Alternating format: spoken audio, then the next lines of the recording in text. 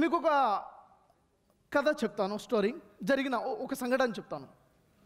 ఒక బీచ్లో ఒక చేపలు పట్టే వ్యక్తి ఒక గాలం వేసి కూర్చున్నాడు చేప కోసం.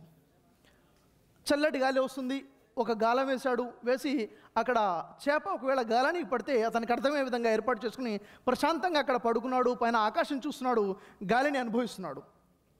ఆ పరిస్థితుల్లో అక్కడికి ఒక బిజినెస్ మ్యాన్ వచ్చాడండి. తన ఆఫీస్ నుంచి ఇంటికి వెళ్తూ రిలాక్స్ అవుదామని బీచ్ అక్కడ రావడం జరిగింది. వచ్చి చూస్తే ప్రశాంతంగా కూర్చున్నాడు. వెళ్ళి అంటున్నాడు, ఏమయ్యా నువ్వు ఇంత ప్రశాంతంగా ఇక్కడ కూర్చున్నావు, ఒక గాలం వేసి ఇంత ప్రశాంతంగా కూర్చోపోతే 4 గాలాలు వేయొచ్చు కదా, కొంచెం కష్టపడవచ్చు కదా, ఎక్కువ చేపలు నీకు వస్తాయి కదా అన్నాడు. అవును, ఎక్కువ చేపలు వస్తాయి, కరెక్టే మీరు చెప్పేది, అయితే నాకేంటి అన్నాడు. నీకేంటంటే ఎక్కువ చేపలు వస్తే నీకు ఎక్కువ లాభం జరుగుతుంది, ఎక్కువ డబ్బులు వస్తాయి. అవును, కరెక్టే మీరు చెప్పేది, ఎక్కువ డబ్బులు వస్తాయి, అయితే నాకేంటి? ఎక్కువ డబ్బులు వస్తే నువ్వు గాలాల బదులుగా వల కొనుక్కోవచ్చు. వల, అవును కరెక్టే, వల కొనుక్కుంటే నాకేంటి లాభం? వల కొనుక్కుంటే ఒక్కొక్క చేప కాదు, వల వేసి ఎక్కువ చేపలు పట్టవచ్చు. అవును కరెక్టే, ఎక్కువ చేపలు పడతాయి, మరి నాకేంటి లాభం? ఎక్కువ డబ్బులు వస్తాయి, అవును కరెక్టే, మరి ఏంటి లాభం?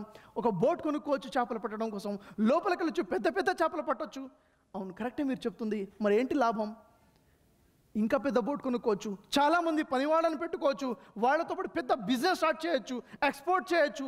అవును, చాలా కరెక్ట్గా చెప్తున్నారు, అయితే నాకేంటి లాభం? నీకు చాలా డబ్బులు వస్తాయి, కోటీశ్వరుడు అవుతావు, అయితే నాకేంటి లాభం?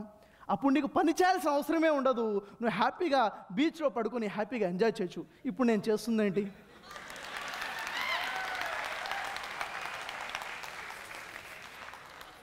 అంటే మానవుడు ఏం చేస్తున్నాడో తెలుసా? సంతోషము అన్నది ఎక్కడ ఎదుగుతున్నాడు? ఇక్కడ ఉంది కాదు, ఎక్కడో ఉంది, అది చేస్తే సంతోషం, ఇక్కడికి వెళ్తే సంతోషం అని ఎక్కడో వెతుకుతున్నాడు. ఉన్న సంతోషాన్ని మాత్రం చూడలేకపోతున్నాడు. అవునా కదా?